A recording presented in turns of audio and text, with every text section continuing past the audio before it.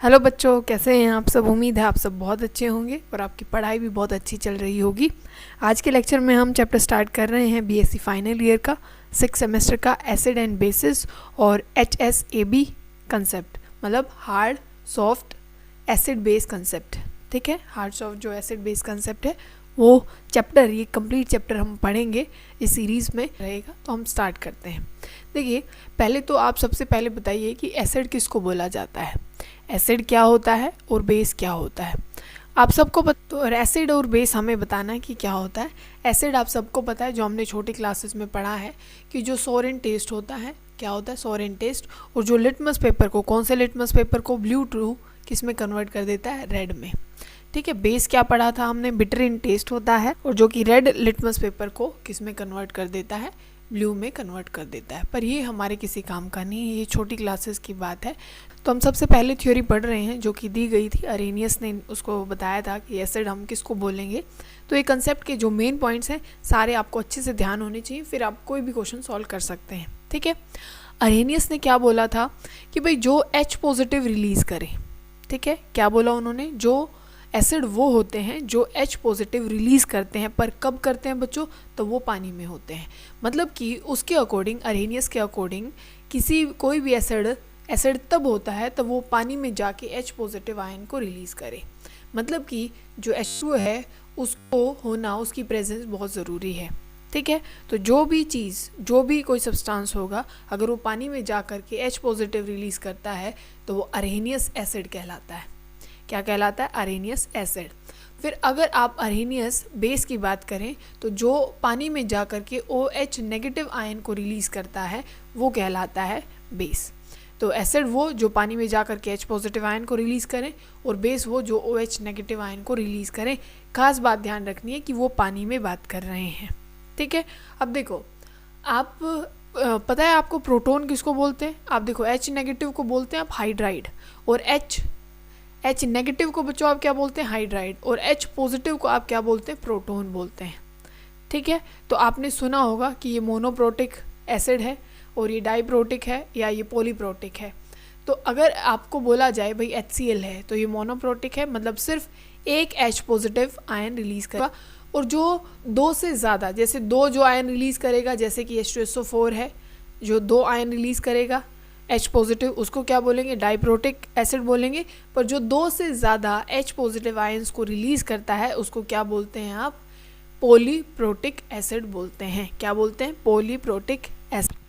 तो अब एग्जांपल करके देखते हैं। जैसे कि अपने पास है HNO3 है, ठीक है, इसकी डिसोशिएशन कैसे करेंगे आप, HNO3 की आप क्या कर देंगे, भाई पानी में है, ये सब कुछ पानी एज अ सॉल्वेंट बिहेव कर रहा है, तो आप क्या करेंगे, H पॉजिटिव और NO3 नेगेटिव। ठीक है, ये पॉजिटिव मोनोप्रोटिक है।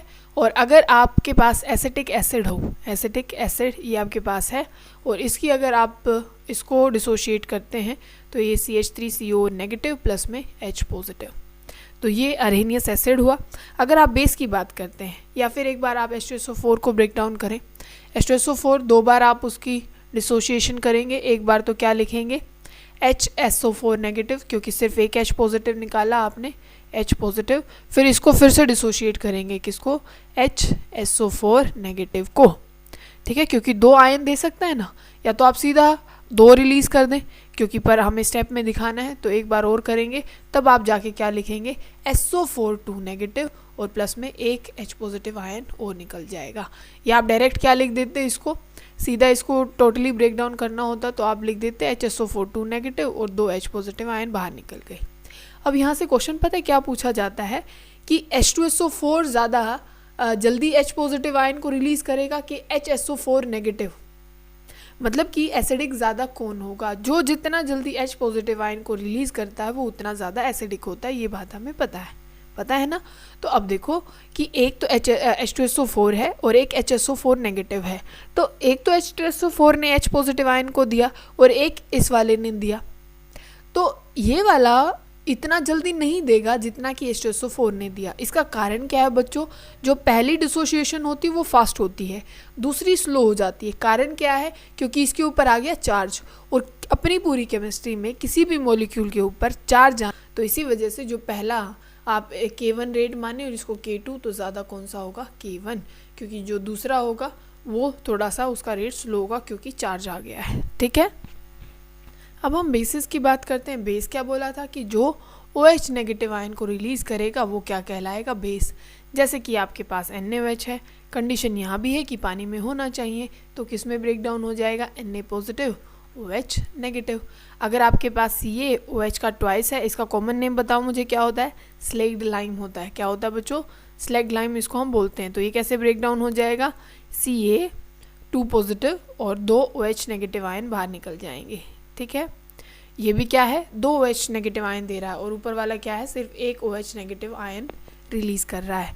तो जो OH नेगेटिव आयन को रिलीज़ करें, या जिसको हम हाइड्रोक्सिल आयन बोलते हैं, जैसे H पॉजिटिव को प्रोटॉन बोला जाता है, OH नेगेटिव को हाइड्रोक्सिल आयन बोला जाता है, तो उनको हम क्या बोलते हैं बच्चों? बेसिस। और यहाँ वीक और स्ट्रॉन्ग को आप कैसे एक्सप्लेन करते हैं कि जो जितना जल्दी OH नेगेटिव आयन को रिलीज़ करेगा वो उतना ज़्यादा क्या होगा बच्चों? स्ट्रॉन्ग बेस होगा, और जो H पॉजिटिव को जल्दी रिलीज़ करेगा वो स्ट्रॉन्ग क्या हो जाएगा? क्या हो जाएगा? एसिड हो जाएगा। जैसे कि आपके पास एसिटिक एसिड है और आपके पास HCN है, ठीक है, ये दोनों वीक एसिड में आते हैं।